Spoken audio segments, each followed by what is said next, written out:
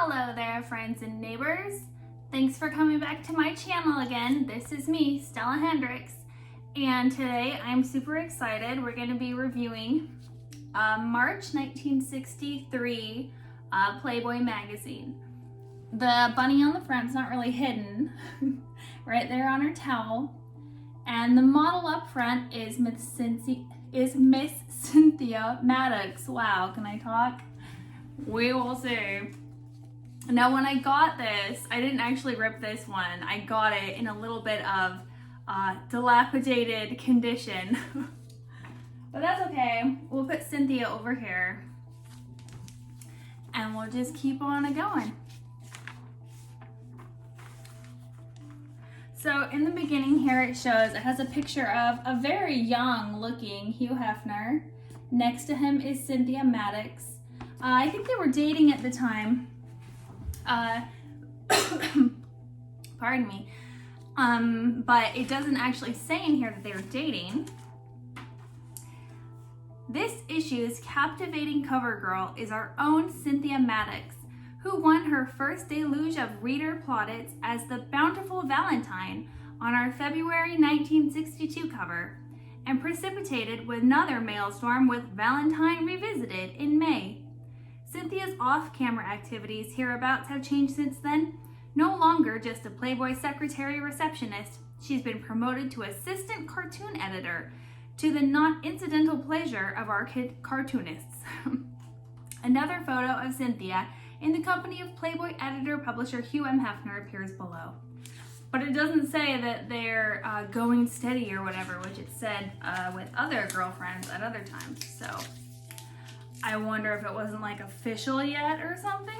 I don't know. Okay, so I've pointed out these music orders before. I just get a kick out of them. This one in particular, I was going through and looking at all of them. Tony Bennett, Vivaldi, West Side Story, when it first came out, that would have been really cool. Camelot, Johnny Cash, and then look down here. Oh my gosh, what did I find? It's the Lord's Prayer by the Mormon Tabernacle Choir. I tell you, I never expected to find an advertisement for the Mormon Tabernacle Choir in Playboy magazine. Us Mormons call it Motab. Well, I'm not obviously Mormon anymore. I was just raised that way. But I guess, you know, still in some ways I am Mormon. Did you know that it's also kind of like an ethnicity? When I took my DNA test, it said on there, oh, this person is a descendant of the Mountain West Mormon pioneers. So that was kind of cool. I cannot, I'm dying. Oh, the things you'll find in Playboy that you never thought you'd see. Oh, this is kind of cool. Okay, how to win the son of Citation. Citation is a racehorse. Kentucky Club. What's it say? I forget. Derby Day Contest. Just name him and he's yours. The most promising colt ever offered in a Derby Day contest. So it shows his, it's his sire is Citation, his dam is Fast Jane, and then his grandparents are Bull Lee and Hydroplane 2, Fastnut, and Jaina. So you're supposed to come up with a clever name, and I came up with Speeding Bull, kind of a reference to Sitting Bull, the famous chief, but also you have Citation and Fast, you know, so you get the speeding, and then back here with Bull Lee, so you get the bull. So if I was going to enter the contest, that's what I would have voted for. So I don't know if you really, whoever names him, they get to own him. There's got to be all kind of caveats to that, because no one's going to give away $1 million horse, right? But that's so cool and interesting. When I was between 12 and 14, I was supposed to be homeschooled, but I wasn't being homeschooled. It's a long story, religious parents. And, but luckily I had this awesome grandpa and he owned some horses. And I went out riding with him and we ended up racing horses together. It wasn't like Kentucky Derby racing. It was long distance, over the desert, usually between 20 and 50 miles. They had longer races, but being a kid, I think the longest one I did was like a 50. And it was so much fun. I rode a horse named Batman, and he was like Secretariat or something. He was so awesome. I'm telling you the truth. He never lost a single race that I rode on him. And most of the other horses, they would trot the whole time. It's a more maintainable pace, you know, for long distance, particularly in the desert. Batman, he would not trot. He would canter. A smooth, fast canter, mile after mile, hour after hour. Oh, he was the most amazing animal on the earth, and I was so blessed to have him. It was super cool. Papa, he passed away when I was 15, and so that was the end of that, but it was such an adventure. I was very lucky to get to do that. Oh, here. I found this advertisement for a perfume called Fame, and it reminded me that in 2012, Lady Gaga came out with a perfume named Fame also. I think that this is probably a different scent, certainly a different company, but that was just kind of a fun blast from the past.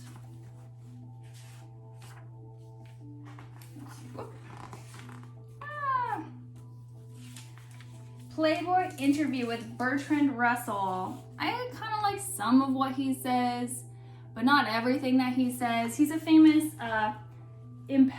Britain's impassioned pacifist, which is a nice term.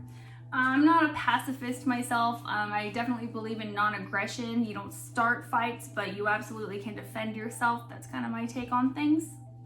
But I liked his quote down here. When I was young, I set out with the belief that love could conquer the world. I perhaps thought that the road to a free and happy world would be shorter than it has turned out to be. I think that's something that a lot of people discover, that we all have dreams about improving things or creating things, and it takes a lot more effort than perhaps we thought when we were 20, and that's just part of growing up, I think. But never give up on those dreams. I think a lot of our youthful dreams can buoy us through life. I think we shouldn't give up on them, even though they will be very difficult sometimes. Okay, this cracking me up. Look at this futuristic machine. It copies papers. You know, I heard that this is not a Xerox, but I heard that the company Xerox, when it first came out, it tried to get people to stop saying, oh, I Xeroxed it, because they felt like it was an infringement on their company. And that was just like the worst business decision ever, that they had something essentially like Kleenex or Band-Aids or Tupperware, that it is a brand name, even though it's not like the particular item, but it's that free advertisement. Everyone knows your brand, and they had that. And they deliberately got rid of it. Oh, guys. It's a strange world we live in. Okay, these are fun. These are really fun. You get these in some of the earlier Playboys. I think this must have been coming out a lot before they had the VIP magazine. VIP magazine was a magazine dedicated to the Playboy clubs, which, if you know, I'm fascinated with. We have December Playmate June Cochran making some appearances in the Chicago and New Orleans Hutch, they call them sometimes, or they're the clubs. The Chicago club begins 4th year, and who's this girl? Sunny Bunny Iris is radiant aboard the Miami club's speedboat. So it's just very fun. All this going on there. June Cochran, you're gonna see her again in this same issue in just a couple minutes. Her hairdo, by the way, do you love her hair? Oh my God. Too fun.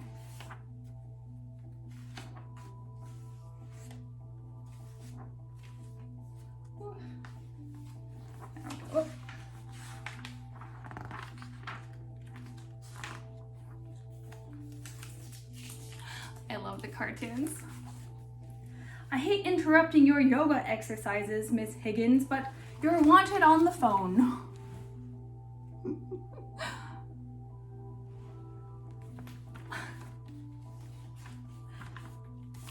Okay, so here is another good one. This is the Playmate of the Month.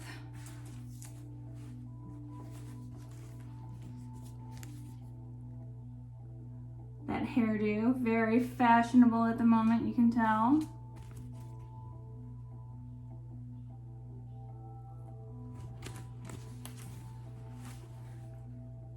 Miss March is a debonair example of urban development.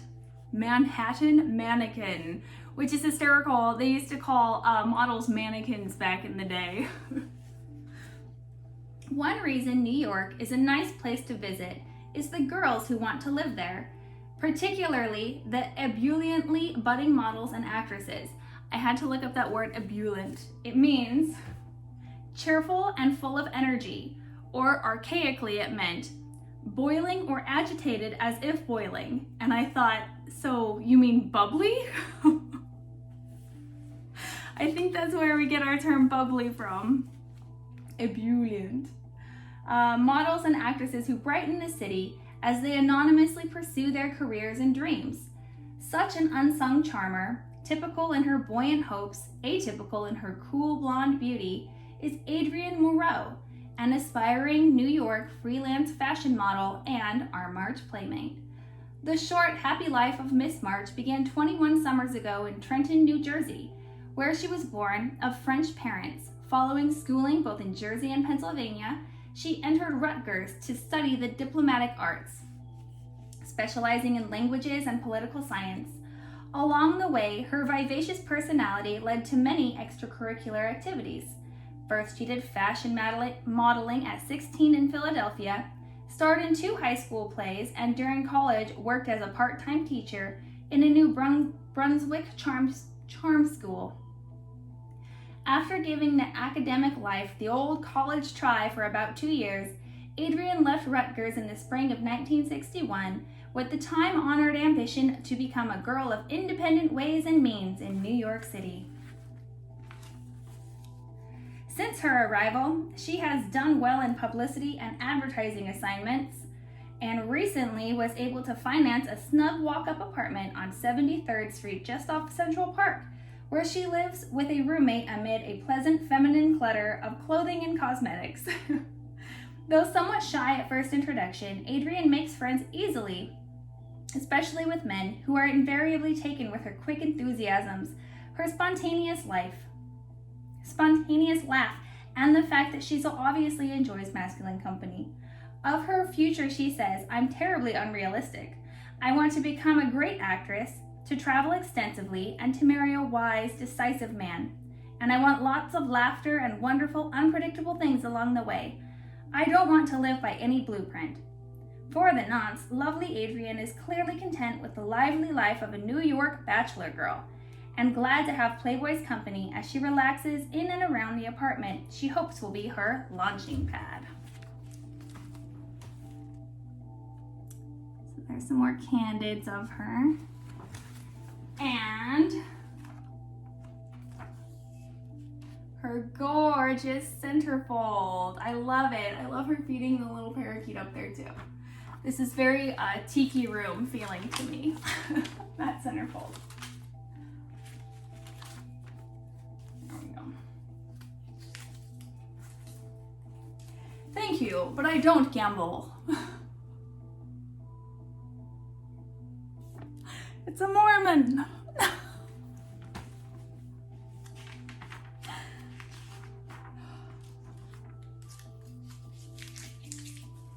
All right, and now we'll check your reflexes. I bet his reflexes are gonna be good. There we go. Playmate of the Year. They've got it down to 3 beautiful ladies. Avis Kimball, Laura Young, and June Cochran. That's who we saw earlier in the Playboy Club editorial thing.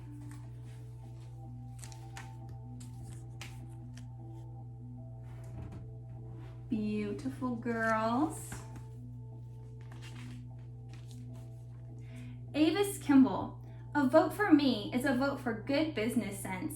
If I'm chosen Playmate of the Year, I'll use my bonus money to open an art gallery in Chicago's Old Town District, the first of a great chain, just as Hugh Hefner started his Playboy clubs. Please give me your support and help me to retire at a very, very early age.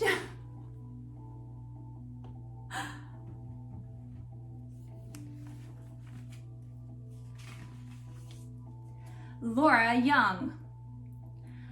If elected Playmate of the Year, I can promise one thing. I'll faint. Seriously, everybody likes to be liked and nothing could aid my ego more than winning this contest. Why, I'm so excited about being in the finals that I'm going to run right out and buy a dozen Playboys. Maybe if all my friends write in, I'll win. Look at this picture with her glasses. That one is iconic.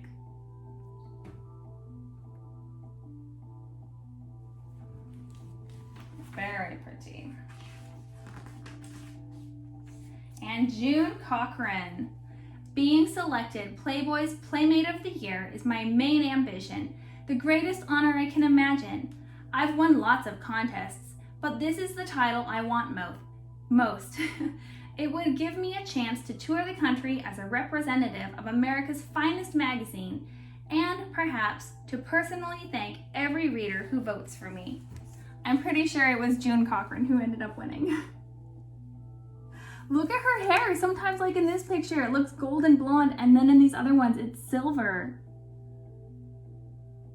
That funny beehive that was so popular at the time. Also, this is an article with a lot of illustrations in it by Shel Silverstein, who did the illustrations and might have written the book, The Giving Tree. Do you guys know that book? I hate that book. I think it's so depressing, and the older I get and the more I read it. When I was a kid, I thought, it's just a nice book, but now I'm like, I don't know about the message that this book is sending. Anyway, well, just because a woman is a grandmother, give me one good reason why she has to dress like an old lady. Give me one good reason. That's right, Granny. You can sex it up if you want to.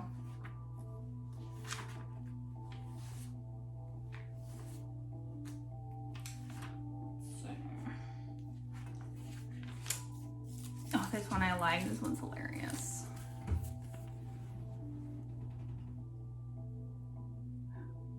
I don't know if you can see. There's no tagline. It's just married. They're melting the igloo.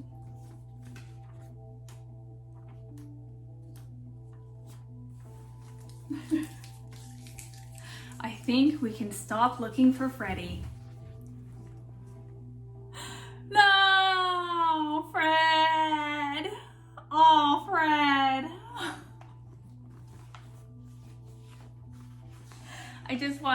I just watched Jaws a little while ago, so that's particularly funny.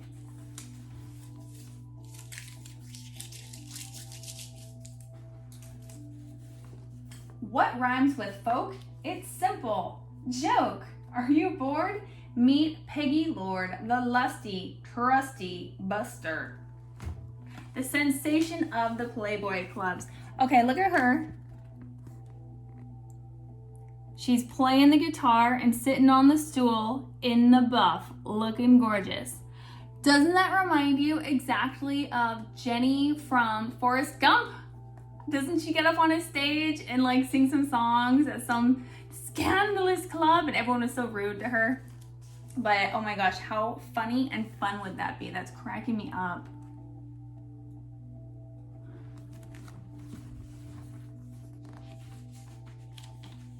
Yeah, in Forrest Gump, what was her name in there? I think it was based on Bob Dylan. It was maybe Bobby Dylan. Bobby's kind of a girl name.